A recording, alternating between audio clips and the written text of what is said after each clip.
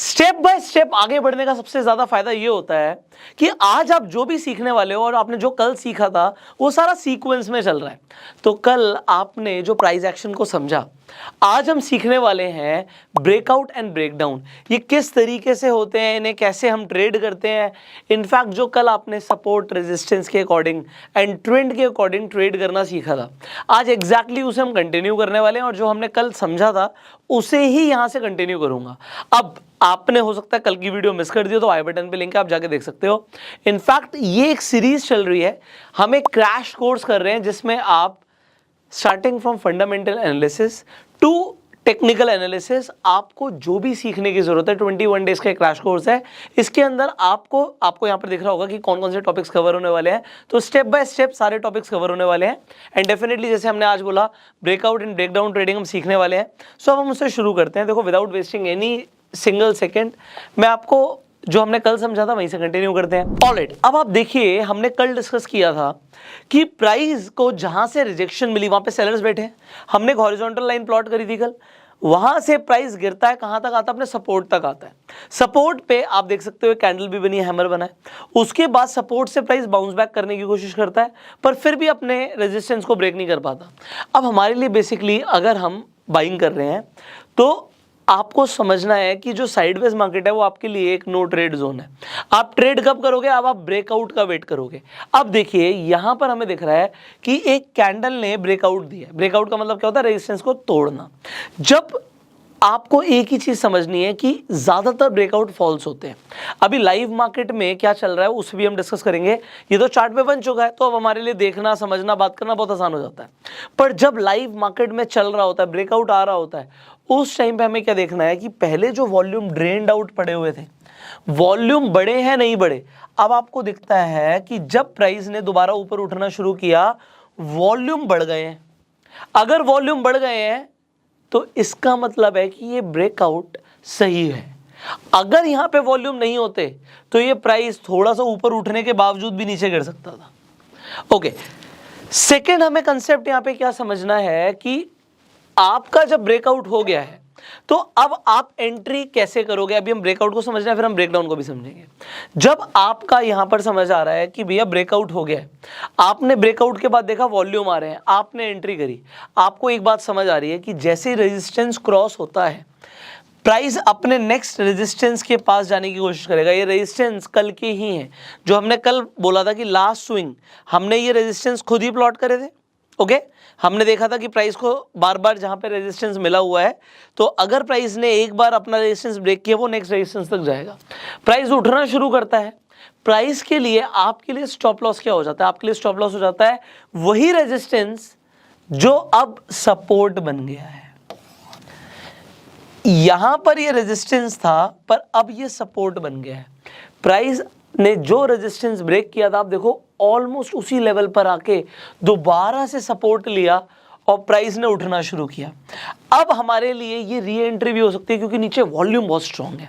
क्योंकि volume strong है, हमें कंफर्मेशन मिलती है कि प्राइस अपने अगले रेजिस्टेंस तक जाने की कोशिश करेगा। अब यहाँ पे मार्केट बंद हो गई, अब मार्केट बंद हो गई, बट एक बात को समझो, अगर आप यहाँ पर देखेंगे हमने दो चीजें समझी नहीं। एक चीज समझिए सपोर्ट रेजिस्टेंस और दूसरा ट्रेंड क्या चल रहा है। यहां पर 5 मिनट के टाइम फ्रेम पर हम देख रहे हैं, अगर हम 15, जितना बड़ा टाइम फ्रेम होगा हमारी एक्यूरेसी उतनी ज्यादा बढ़ जाएगी। अच्छा, यहाँ पे कुछ चार्ट पैटर्न भी है, इसके ऊपर हम बाद में डिस्कशन करेंगे। इसी सीरीज में हमें चार्ट पैटर्न्स को भी समझना है, पर अभी के लिए हमें देखना है कि ट्रेंड कौन सा चल रहा है।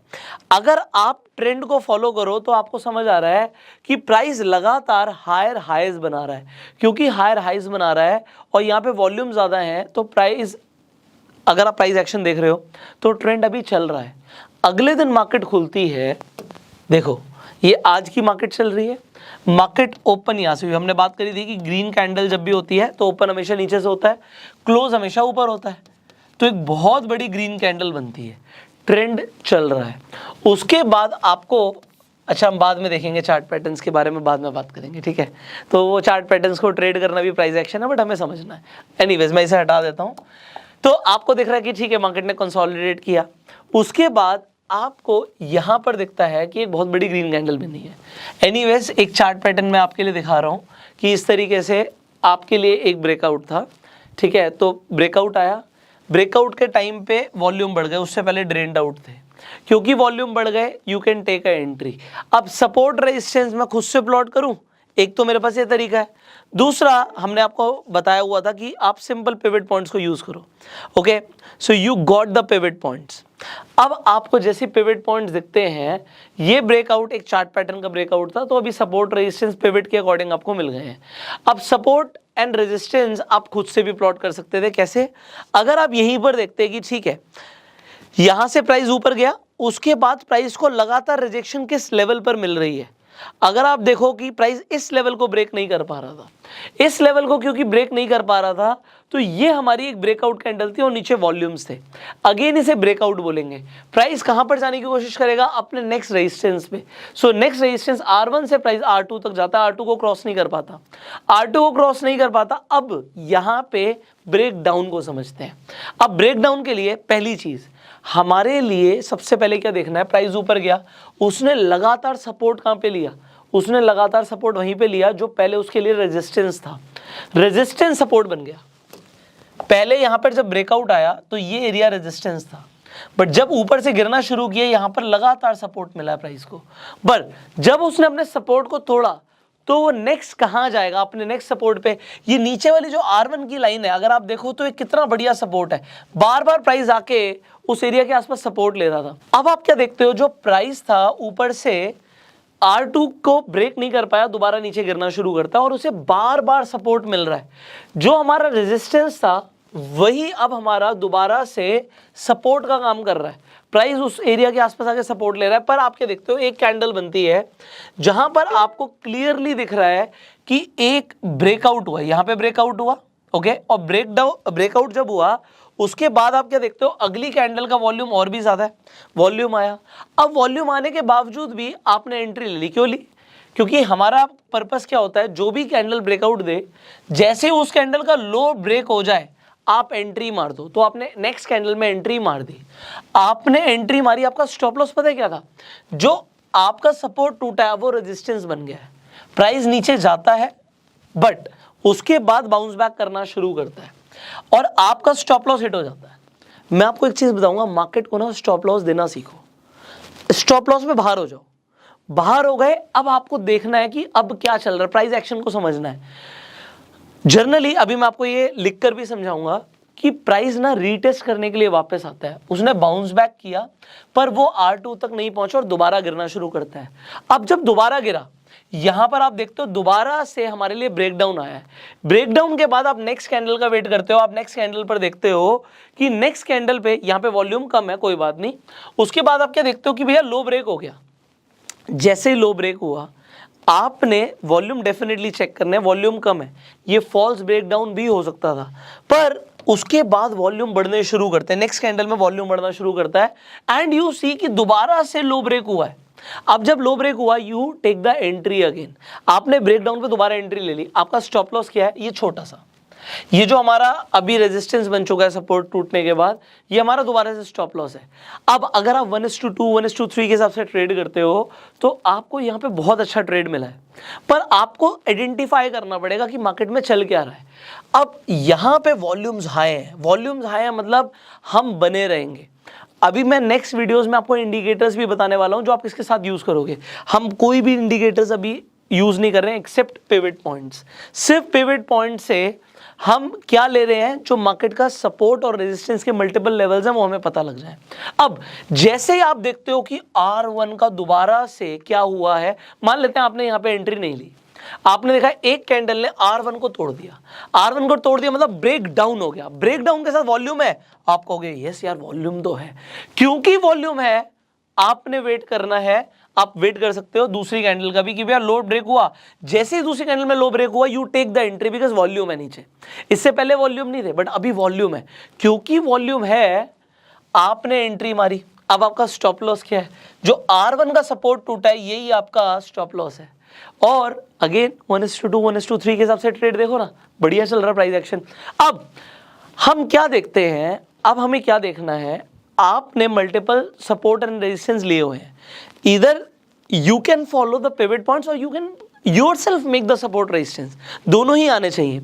अभी जनरली रूल क्या कहता है कि अगर R1 टूटा है तो प्राइस कहां तक जाएगा, प्राइस जाएगा पिवट तक, पिवट के आसपास से उसे दोबारा से यहां पे बायर्स मिल सकते हैं और प्राइस ऊपर जा सकता है।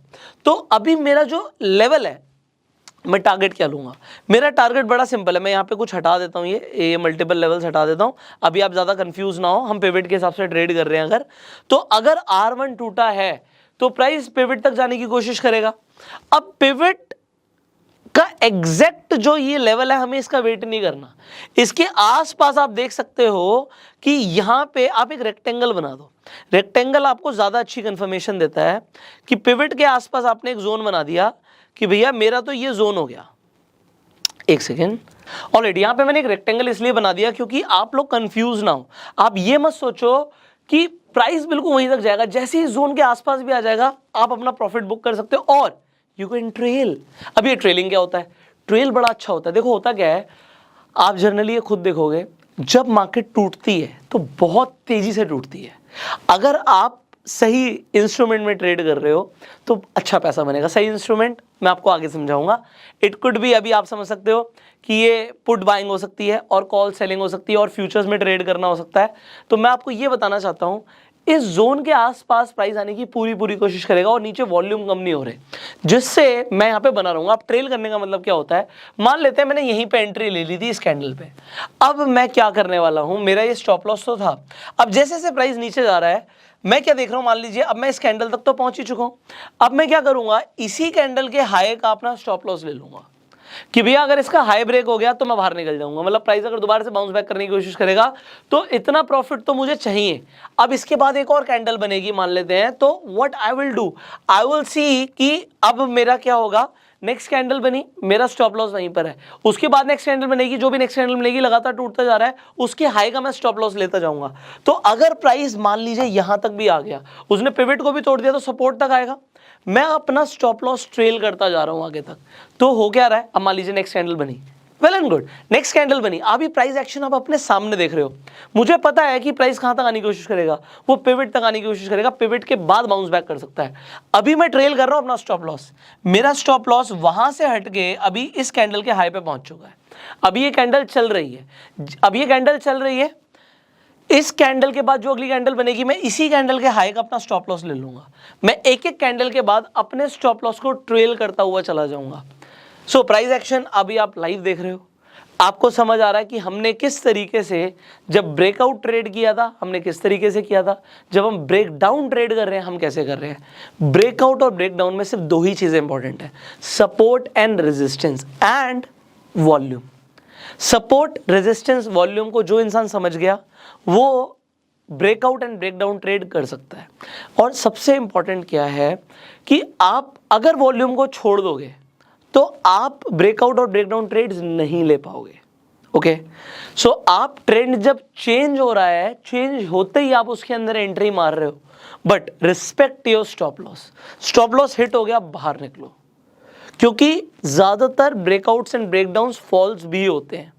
तो आपको स्टॉप लॉस मार्केट को देना है कि ले भाई, पर जब प्रॉफिट होगा आपको बड़ा प्रॉफिट होगा। So I hope you understood this concept. So breakout and breakdown को समझाने की मैंने अपनी तरफ से पूरी कोशिश करी है। मैंने आपको बोला था कि मैं आपको थोड़ा सा और भी समझाऊंगा, उसमें इंपॉर्टेंट क्या है बस मैं आपको वो बता देता हूं कि आपको सिर्फ एक चीज समझनी है कि प्राइस हमेशा रीटेस्ट करने के लिए आता है। मान लीजिए ये हमारा रेजिस्टेंस है, ये हमारा सपोर्ट है, ठीक है, ये रेजिस्टेंस है, ये हमारा सपोर्ट है, प्राइस चल रहा है, आपको दिखा ब्रेकआउट हुआ, पर प्राइस रीटेस्ट करने के लिए नीचे आ सकता है और वो दोबारा से ऊपर जा सकता है। तो रीटेस्टिंग जो है यहां पे घबराना नहीं है, एंट्री दोबारा मिलती है, दोबारा एंट्री ले सकते हैं। प्राइस नीचे गिर रहा है, ओके, ये गिरा, अब यहां पे गिरा, वो दोबारा से रीटेस्ट करने के लिए ऊपर आ सकता है पर फिर नीचे गिर सकता है, तो एंट्री आपको अगेन एंड अगेन मिल सकती है। सो ये रीटेस्टिंग वाला कंसेप्ट दिमाग में हमेशा रखना है। अब आपको ये वीडियो कैसा लगा कमेंट करके जरूर बताइएगा, अपना प्यार देने के लिए लाइक कर सकते हैं। इनफैक्ट इस वीडियो को आप ज़्यादा से ज़्यादा लोगों के साथ शेयर कीजिए, क्योंकि जो कंसेप्ट्स लोगों को बहुत ही ज़्यादा कॉम्प्लिकेटेड लगते हैं ना, मेरा काम है उन्हें सिंप्लीफाई करके देना। जैसे मैं समझता हूँ वैसे आपको समझाने की कोशिश करता हूँ। And I hope you enjoyed this video. So अगर आपके पास अभी तक डीमैट अकाउंट नहीं है, आप जाके अपस्टॉक्स पर रेफर एंड अर्न करके भी पैसे कमा सकते हैं। बहुत सारे लोग ऑलरेडी कमा रहे हैं, you can also earn. So open your free account, वहाँ पे मेंटेनेंस चार्जेस भी नहीं है। And will see you in the next video. Till that time you share this video and go self made. चलिए आप देखिए, थोड़ा टाइम निकल चुका है एंड जैसे हमने एक्सपेक्ट किया था कि अगर प्राइस ने अपने सपोर्ट को तोड़ा तो नेक्स्ट सपोर्ट तक जाएगा, और नेक्स्ट सपोर्ट हमारे लिए क्या था? पिवट था। अभी मार्केट लाइव ही चल रही है आपके सामने, but you see here price अपने पिवट पे आके एग्जैक्टली जाके सपोर्ट लेता है। अब आप कहोगे यहां पे तो सर ठीक है, हमारा टारगेट मीट हो गया, हमने एक जोन लिया था, वो जोन को क्या एग्जैक्टली उसने पिवट पे जाके सपोर्ट लिया। अब आप लोग भी पिवट्स को यूज कर सकते हो। यहां पे इंपॉर्टेंट क्या है, अब इसके बाद कुछ लोग यहां पे बोलेंगे सर इसके बाद क्या? अगर अब हम प्राइस एक्शन देख रहे हैं तो अब इसके बाद क्या? देखो अब दो चीजें हो सकती हैं। प्राइस ऊपर उठ रहा है, उसने जो कैंडल जहां पे सपोर्ट लिया, नेक्स्ट कैंडल ने उसके हाई को ब्रेक कर दिया। तो अब दो चीजें हैं। पहली चीज तो अब यहां से प्राइस अगर उठना शुरू होगा तो कहां तक जाएगा? उसके लिए रेजिस्टेंस ऊपर बना हुआ है, तो यहां पे रेजिस्टेंस बना हुआ है, इस जोन के आसपास आएगा, तो प्राइस यहां से उठते हुए यहां तक आ सकता है। उसके बावजूद भी आप दो चीजें हो सकती हैं, या तो प्राइस इसी के बीच में मूव करता रहे तो साइडवेज मार्केट हो गई, और दूसरी चीज क्या हो सकती है कि प्राइस यहां से नीचे जाए और इसे तोड़ दे। अगर यहां पे पिवट टूटता है जो कि सपोर्ट है, तो प्राइस कहां जाएगा? नेक्स्ट सपोर्ट तक जाएगा। सो सिंपल चीज़ है, इफेक्टिव चीज़ है। आई होप आपको समझ आ रही होंगी।